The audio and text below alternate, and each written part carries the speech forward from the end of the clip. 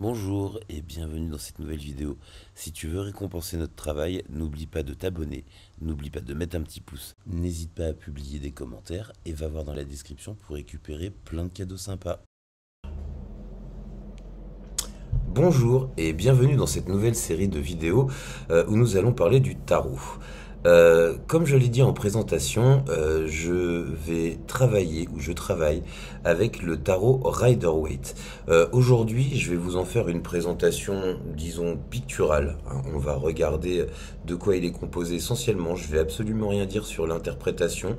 Peut-être un petit commentaire, peut-être sur l'image en elle-même. Et encore, voilà, le but étant de comprendre pourquoi le Rider-Waite, qu'est-ce qu'il contient, et peut-être aussi faire une petite comparaison avec le tarot de Marseille, parce que disons que les symboles, en tout cas la symbolique, est disons similaire, voire quasiment pareil, il n'y a pas de grande différence. Le Rider-Waite étant un tarot certainement beaucoup plus facile à lire que le tarot de Marseille, si on regarde en tout cas les arcanes mineurs. Les arcanes mineurs dans le tarot de Marseille, ce sont des symboles uniquement. Là, ce sont des vraies images illustrées par Smith, une dame qui a illustré le Rider-Waite. J'en parlerai dans l'historique de ce tarot-là. Dans une vidéo, j'en parlerai dans une vidéo qui traitera de l'historique du Rider-Waite. En tout cas, ce tarot, comme le tarot de Marseille, est composé de 22 arcanes majeures, 22 atouts que l'on va voir, et de 14 x 4 arcanes mineurs, d'accord? Donc comme un jeu de cartes, hein, l'As, le 2, le 3, le 4, le 5, le 6, le 7, le 8, le 9, le 10, le valet, le cavalier, la dame et le roi, à chaque fois pour les deniers, les coupes, les bâtons et les épées. Voilà, donc 14 x 4, 46, plus 22, ça fait 78 lames. Les lames, ce sont les cartes. Donc un tarot de Marseille et le tarot de Rider-Waite Smith contiennent 78 cartes. Alors, voilà, donc on va déjà regarder en détail les arcanes majeures. D'accord. Donc, on commence par le fou, hein. Alors, il y a débat. Moi, j'aime bien mettre le fou en 0, déjà parce que juste avant 1, il y a 0. Et puis moi, je pense que vraiment la symbolique du jeu de tarot Rider-Waite, celui du tarot de Marseille, c'est vraiment le parcours initiatique d'un fou.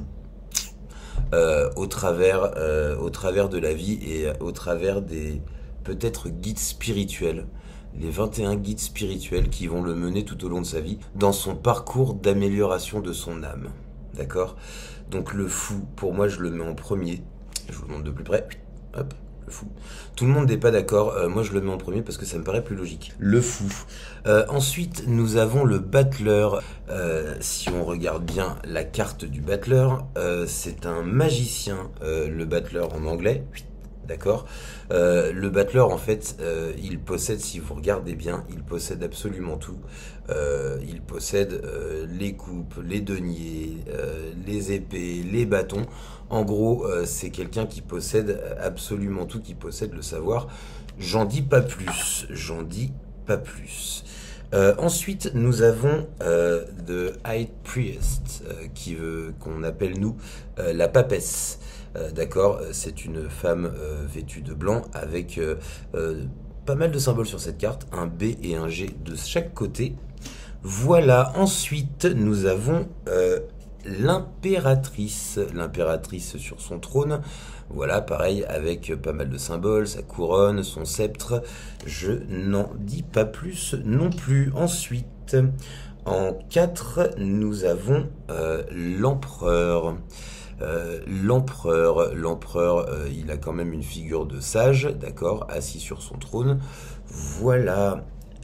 Ensuite, nous avons Le hiérophant, the hierophant in English, ça veut dire le pape, d'accord? C'est le plus haut prêtre, c'est le pape, d'accord? Voilà, je vous le montre. Ensuite, l'arcane numéro 6, la lame, les amoureux. La lame numéro 6, ce sont les amoureux de Lovers in English. Ensuite, nous avons une carte très connue et très importante, le chariot. D'accord, le chariot, donc vous voyez c'est ce personnage dans son chariot qui est tiré par deux sphinx, on dirait un petit peu.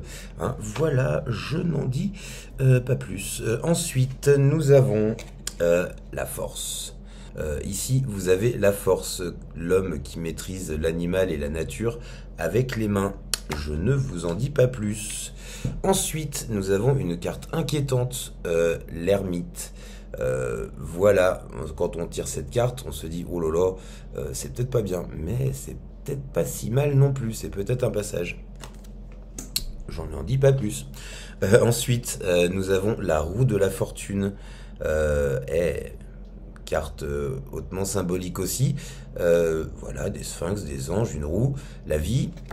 Voilà, avançons. Ensuite, nous avons la justice. La justice, bon, voilà, la symbolique de la justice étant suffisamment claire, on va attendre un peu de parler de cette carte. Ensuite, nous avons le pendu. Alors on se dit, mais non, ça se met, ben non, il est pendu. Ça se met comme ça, d'accord. Alors bien évidemment, des fois, des cartes peuvent être tirées à l'endroit ou à l'envers. On verra plus tard ces significations. Ensuite, le pendu, la mort. La mort. Vous voyez ce cavalier avec une tête de mort là, donc voilà, j'en dis pas plus. La mort, est-ce une carte très négative? Pas sûr non plus. Pas sûr non plus. Ensuite, la tempérance. Alors cette carte, elle est particulière, j'en parlerai un petit peu plus en détail. La tempérance, en fait, elle est sur le tarot de Marseille, elle est directement rattaché à Botticelli, le grand maître peintre de la Renaissance, qui a une histoire très très proche de celle du tarot. On aura l'occasion d'y revenir, la tempérance. Ensuite, nous avons le diable. Alors celui-là aussi, ça fait flipper. Voyez bien, le diable, l'amour, la luxure, tout ça. Mauvaise carte? Pas sûr non plus. On verra. La tour. Hop, la tour. Voilà, vous voyez cette espèce de tour avec des gens qui sautent de la tour. Voilà. La tour, on verra plus tard quelle signification cette carte peut avoir.